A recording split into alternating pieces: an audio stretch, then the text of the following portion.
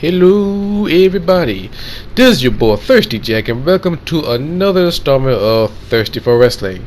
And the games I'm going to share right now is Grand Theft Auto Online, play a little miniature game, and WWE 2K16. And something I want to talk about is what's going on in professional wrestling, and I know it's been a long time since I've been talking about it. So only two things that stand out the most is the Money in the Bank. I will not give the whole card. I'm going to talk about the Money in the Bank match. All six competitors, and what Magnus was talking about the wrestling fans. So the first thing I'm going to talk about is Money in the Bank and who will win and how this is going to play out, because I compare the Money in the Bank event as the King of the Ring. Both of them are great. Both of them made careers. Some good, some not.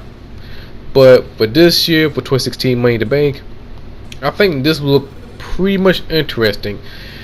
And as long it'll be a waste, I think this will be a great moment for these competitors and cash in on the perfect time. So in the Money in the Bank ladder match, the winner, all you gotta do is climb up the ladder and grab the briefcase. And inside the briefcase is the WWE World Heavyweight Championship contract, in which you go cash it in anytime, any place, anywhere. Most of the time, people cash it in, become the champions. Only at least three people will fail. Only one just got stripped away because of the stupid storyline. Mr. Kennedy, he lost his briefcase because we did it backstage.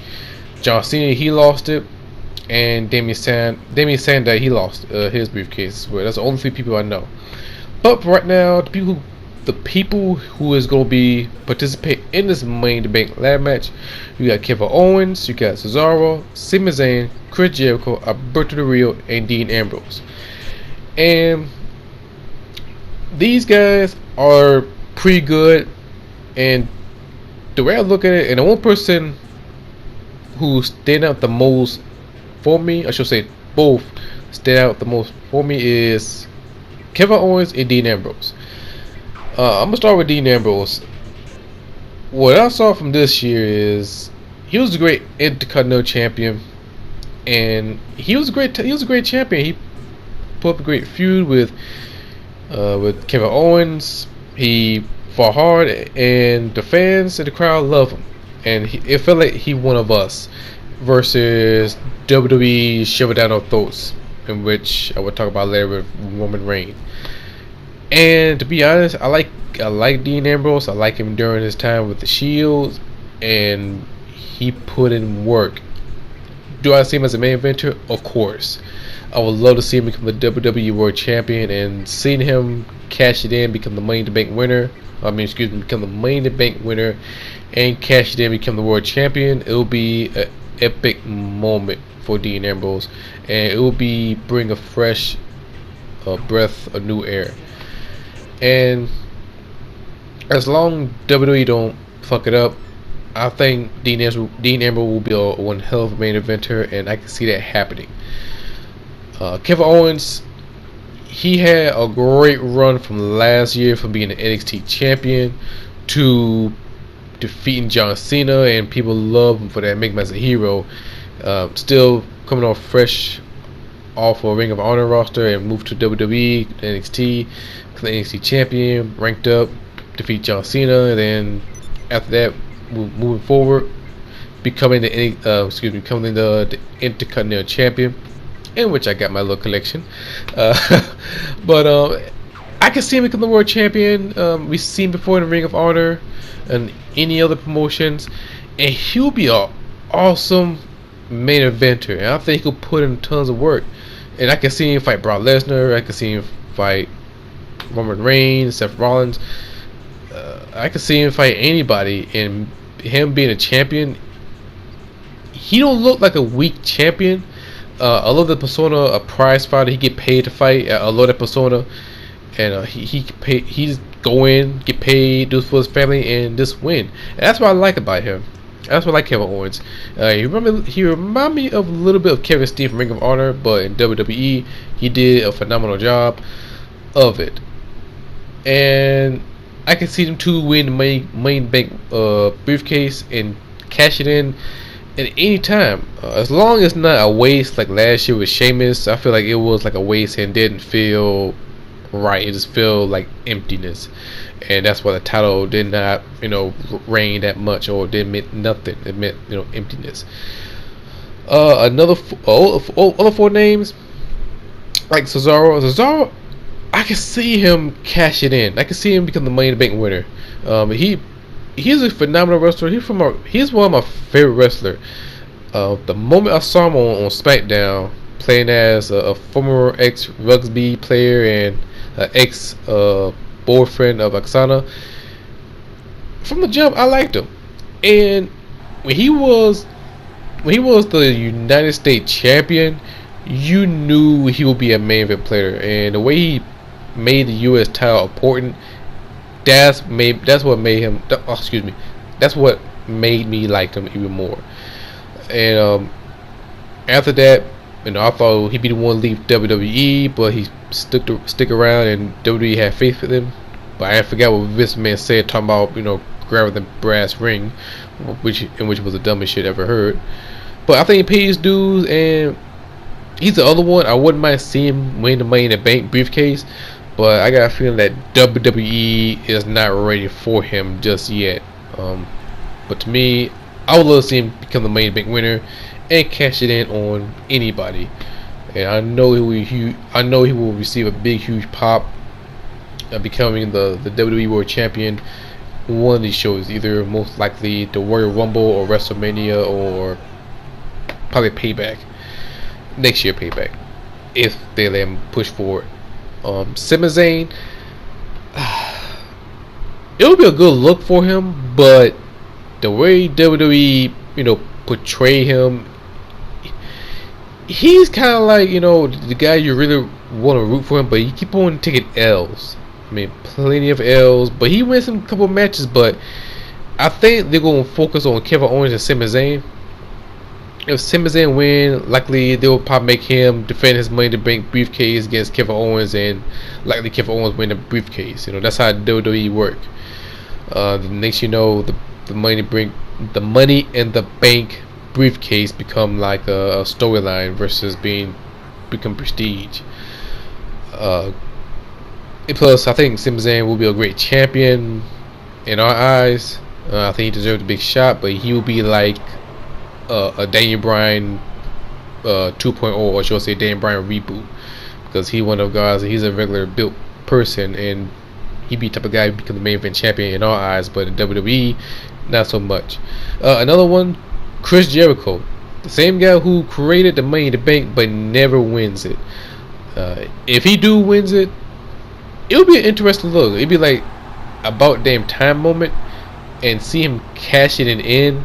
But if it did that route, he would not walk away as a champion. He'd probably win the Money in the Bank and lose it, and that would be a big waste. And I don't want to see that shit happening. Alberto Del Rio, we see him cash it in. We see him win it.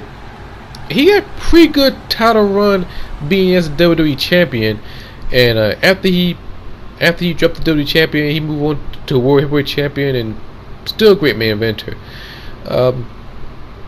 We already seen it. We've seen it, done it before, and probably time to move on to somebody else deserving. But like I said from the beginning, the only two person I can see win the Money in the Bank briefcase is Kevin Owens and Dean Ambrose. And one of these two will most likely win it, and the fans will be okay either way, or either one of them. But if I went to see it, I want to see Dean Ambrose win it, and I would love to see Dean Ambrose, Seth Rollins, and Roman Reigns in a main event WrestleMania triple threat match, and that's what will be my dream match. I would love to see. Kevin Owens against a WWE World Champion. Not for anybody, but that's my top 2 pick. And moving forward from the Money in the Bank to Magnus, and I check out the article about Magnus as he talked about the fans. He was being interviewed by the CBS Radio / 106.7 fan, DC Chad Duke's wrestling show. I think Magnus would promote his fitness book, The Superstar Body. And they was talking about it, and this is the one they talk about the vocal fans. And I'm gonna try my best to read the articles or nitpick, but after them I'm gonna tell my opinion about it. He said, this one talking about TNA status, turned up in WWE, and also talking about Roman Reigns turning the product created over to the most vocal fans. So this way he said, I feel horrible for him because I feel like if he had come along 10 years earlier, he'd be in totally different conversation right now. I think he's a terrific example of where the business in general has failed, not just WWE, not just TNA. TNA was guilty of it for a long time. Up promotion now, which has had niche down the product. We've paid way too much attention to the vocal minority, and I know this is not. Oh, excuse me. This is. Good God, this person cannot type. I'm sorry. Whoever typed this bullshit just gets ass fire. I'm sorry. This is not nothing. Oh Lord. Okay, this is not nothing new. What I'm saying here, but we're talking all this time trying to. Oh Lord, I'm struggling now. Oh Lord, fuck it. Trying to impress people that are not going to be there no matter what. I get passionate about this argument that I have very often from those certain type of destructive fans that say we pay our money and we can do wherever we want. We can say wherever we want, do wherever we want. Okay, but if you're a father like I'm a father now, and maybe that's what I have different prospect on it, but I do have a big John Cena fan. No, not particularly, but if I'm a father, I make a living, average living.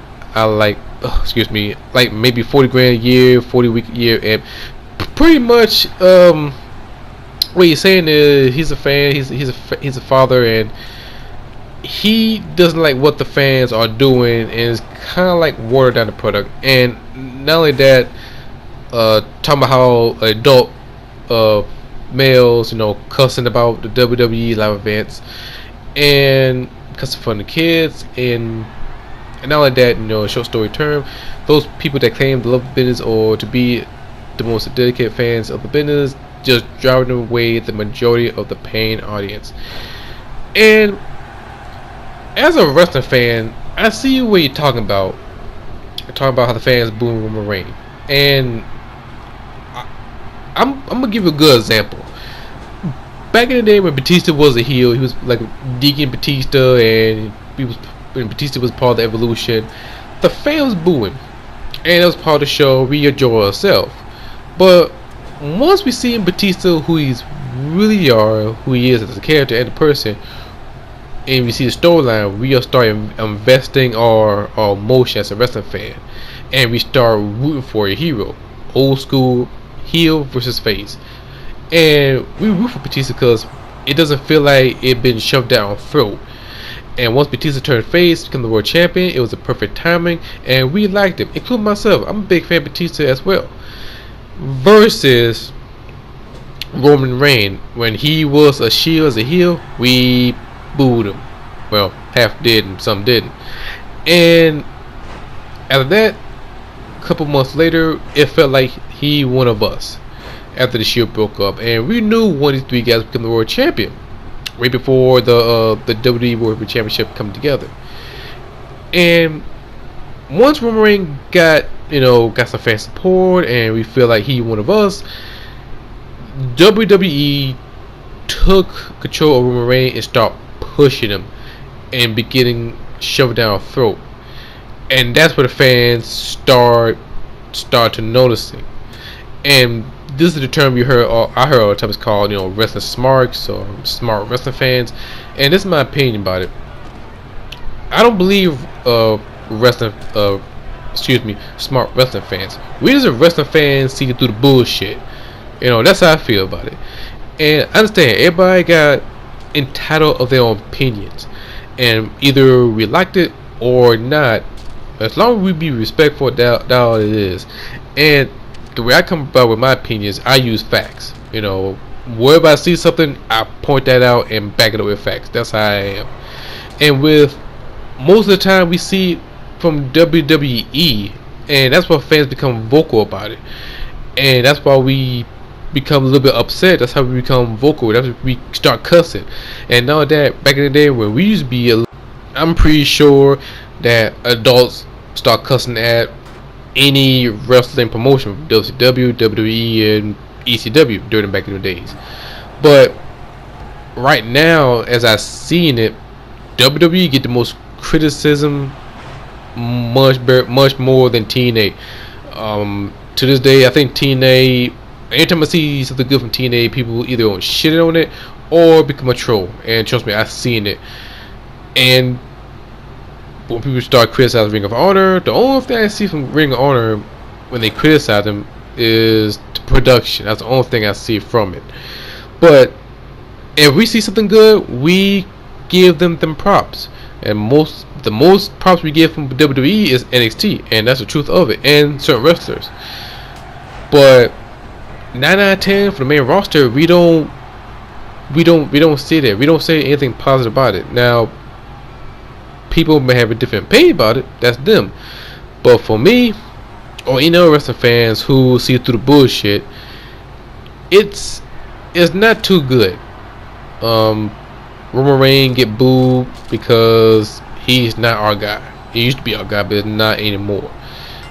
And when we see our favorite wrestler get, not getting treated like Damian Sandow and Cody Rhodes and Wade Barrett, we get a little bit frustrated. We get a little bit pissed off. But we can't turn away because that's our childhood promotion. We want WWE to be great. We want WWE to be good. But sometimes we express ourselves. And that's what we heard term from this bullshit, the IWC and Smarks and all other shit. We just as wrestling fans see through the bullshit. If WWE become good product like it used to be back in the Ruthless Aggression era, you don't hear that you would not hear that many vocal fans that much. You might hear a little bit of it of a certain wrestler didn't get pushed, but not that much.